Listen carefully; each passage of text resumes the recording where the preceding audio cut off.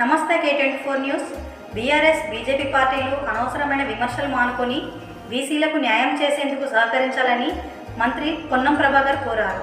సిద్దిపేట జిల్లా Husnabad MLA camp కార్యాలయంలో ఏర్పాటు చేసిన మీడియా సమావేశంలో మంత్రి మాట్లాడారు. కేసీఆర్ చేసిన సమగ్ర కుటుంబ సర్వే ఇంటికే పరిమితమైంది, బయటకు వివరాలు వెల్లడించలేదన్నారు. బీఆర్ఎస్ పార్టీ పదవుల్లో బీసీలకు ప్రాధాన్యం ఇవ్వలేదని ఆరోపించారు. కాంగ్రెస్ ప్రభుత్వం చేసిన కులగణన సర్వేలో కేసీఆర్, కేటీఆర్, హరీష్ రావు పాల్గొనలేదని మండిపడ్డారు. వాళ్లకు కులగణన గురించి, బీసీల గురించి మాట్లాడే హక్కు లేదన్నారు. కేంద్రంలో అధికారంలో ఉన్న బీజేపీ దేశవ్యాప్తంగా జనాభా లెక్కలతో పాటు కులగణన సర్వే చేపట్టాలన్నారు. ఈ సర్వేలో బీసీల లెక్క తేలిందని, తమ ప్రభుత్వంలో బీసీలకు న్యాయం జరుగుతుందన్నారు. సర్వేపై ఏమైనా అనుమానాలు ఉంటే నివృత్తి చేస్తామన్నారు. ఇప్పుడు అంకెలు వచ్చినాయి, వాళ్ళు నీళ్ళు మాట్లాడుతారు. చంద్రశేఖరరావు గారు చేసినటువంటి కుల సర్వేకి సంబంధించి ఆనాడు చెప్పినటువంటి దానికంటే తక్కువ ఉన్నాయి. అరే, కుల సర్వే అసెంబ్లీలో పెట్టిండ్రా? కుల సర్వే క్యాబినెట్లో పెట్టిండ్రా? కుల సర్వే ఏ చట్టబద్ధత వచ్చింది? కుల సర్వే ఉందని జిఏడి ఏమైనా జీవో ఇచ్చిందా? కేసీఆర్ ఇంటికే పరిమితమైనటువంటి కుల సర్వే, సకల కుటుంబ సర్వే ఎన్నడూ బయటికి దేక, సమాచారం అవనికి ఏక ఇప్పుడు దా లెక్క కంటే ఇప్పుడు తక్కువ ఉన్నదని చెప్తున్నారు. దానికి నిబద్ధత ఏంది? ఒక్కరోజు బొంబాయిలో ఉన్నాడు, దుబాయ్లో రాకపోతే చచ్చిపోయినట్టంటే అందరు ఉరికొచ్చి నెంబర్ ఇచ్చారు. ఈ కార్యక్రమం నిర్వహించి శాసనసభలో చర్చకు పెడితే ఎవరైనా ఈ యొక్క కుల సర్వేలో భాగస్వాములైనటువంటి వాళ్ళు, కుల సర్వేకు సంబంధించి సమాచారం ఇచ్చిన వాళ్ళు మాట్లాడినా బహిష్కరించిన అర్థం ఉంటుంది. నా కేటీఆర్ గారు కానీ, హరీష్ రావు గారు కానీ, కేసీఆర్ గారు కానీ ఈ యొక్క సమాచార సేకరణకు ఎక్కడ రెస్పాండ్ కాలేదు, వాళ్ళు సమాచారం ఇయ్యలేదు. కానీ సభలో మాత్రం ఇందుకు నిరసనగా బహిష్కరించిపోయారు. అసలు వాళ్ళకేం హక్కు ఉందని అడుగుతున్న బలహీన వర్గాలకు సంబంధించి కనీసం న్యాయం చేయాలనే ఆలోచన లేనటువంటి వాళ్ళు. అధికారంలో ఉన్నప్పుడు ఈటల రాజేందర్ ఒక బలహీన వర్గాల నాయకుడిగా నేను కూడా ఇచ్చేదారంటే మెడల్ వంటి బయటికి ఎంటేసినటువంటి పరిస్థితి మనందరం చూసినాం.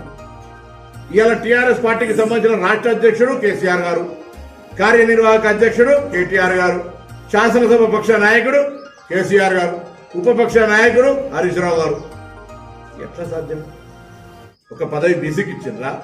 ఒక పదవి ఎస్సీకి ఇచ్చిండ్రా? మీరేం మాట్లాడినా బలహీన వర్గాల న్యాయం. ఇప్పుడు జరిగినటువంటి ఈ అంశం మీద మాత్రం విమర్శ చేస్తూ ఉన్నారు. భారతీయ జనతా పార్టీ ముఖ్యమంత్రిని బీసీని చేస్తా అన్నారు.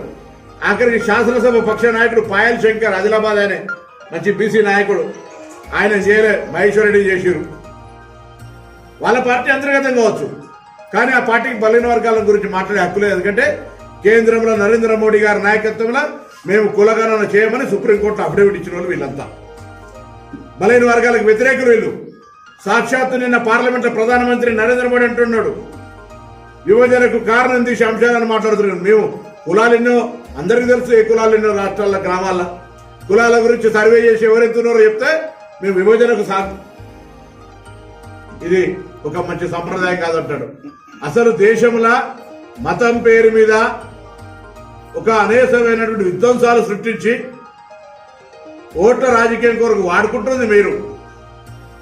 గ్రామాల రామాలయం ఉంటుంది, మీరు ఒక రామాలయం నిర్మించి దాన్ని రామాలయం నిర్మిస్తే తప్పలేదు. దానికి సంబంధించి అందరు దేశవ్యాప్తంగా అందరు చందాలు ఇచ్చారు. దాని ఏదో ఎన్నికలకు వాడుకునేటువంటి పరిస్థితి జరగడం, ఈ విధంగా చేసి మీకు బలహీన వర్గాలకు సంబంధించిన అంశం మీద మాట్లాడే హక్కు లేదు.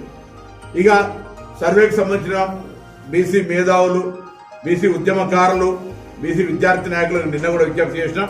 రేపు హైదరాబాద్ దగ్గర వాళ్ళందరినీ ప్రత్యక్షంగా కలుస్తా ఉన్నా. నేను ఒకటే కోరుతున్నా, మీ అందరికీ ఇలా తెలంగాణ యావత్ ప్రజానికానికి 1931లో ఈ కుల సర్వే జరిగింది.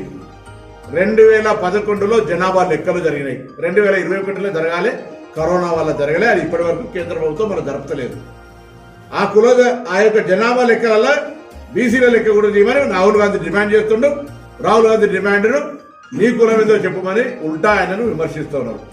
రాహుల్ గాంధీ అంతే ధైర్యంగా పార్లమెంట్లో చెప్తుండ్రు, ఒకనాడు ఇదే పార్లమెంట్లో ఈ జనగణన జరుగుతుంది, ఈ జనములో ఎవరెంతో వారికంతా స్పష్టంగా చెప్తా ఉన్నాడు. సుప్రీంకోర్టు ఆదేశాల మేరకు 50% ఒక నిబంధన ఉంది. దాన్ని కూడా జనాభా ప్రకారం ఎత్తేయాలని చెప్తున్నాడు రాహుల్ గాంధీ. ఇంత దమ్ముండి మాట్లాడుతున్న పార్టీకి సంబంధించిన వాళ్ళం ఇలా తప్పు చేస్తామా?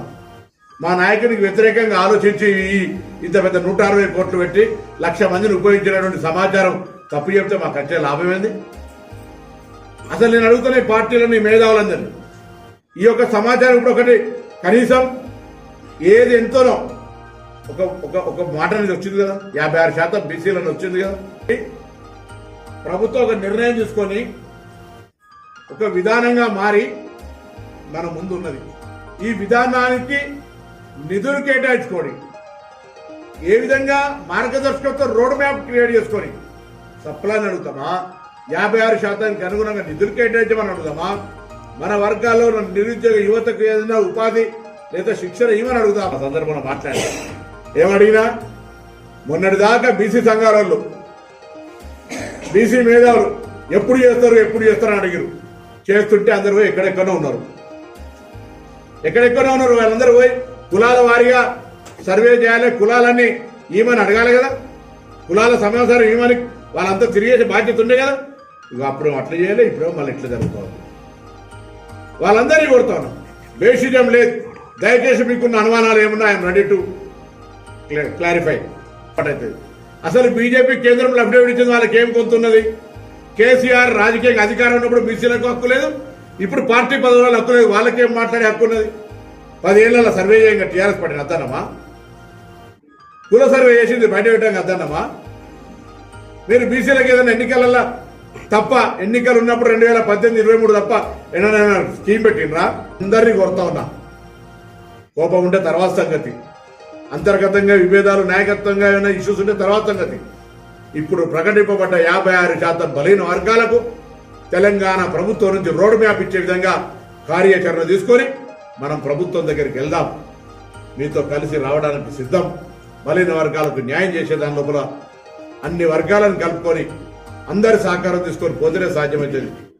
కాబట్టి ఆ దిశలో కార్యాచరణ జరపాలని, దీన్ని అనవసరమైనటువంటి వితండ వాదాలు వద్దని, దీన్ని పొలిటికల్ పార్టీస్గా టీఆర్ఎస్ బీజేపీ మేము వ్యతిరేకం కాదు అనుకుంటేనే వ్యతిరేకిస్తున్నటువంటి వాళ్ళు భారతీయ జనతా పార్టీ కొంత నాయకులు మాట్లాడారు. బలహీన వర్గాలకు సంబంధించిన లెక్క శాస్త్రీయంగా చట్టబద్ధంగా 1,00,000 మంది ఉద్యోగులను ఇన్వాల్వ్ చేసి యావత్ ప్రభుత్వ అధికారులు ప్రభుత్వ పర్యవేక్షణలో ఇది జరిగింది.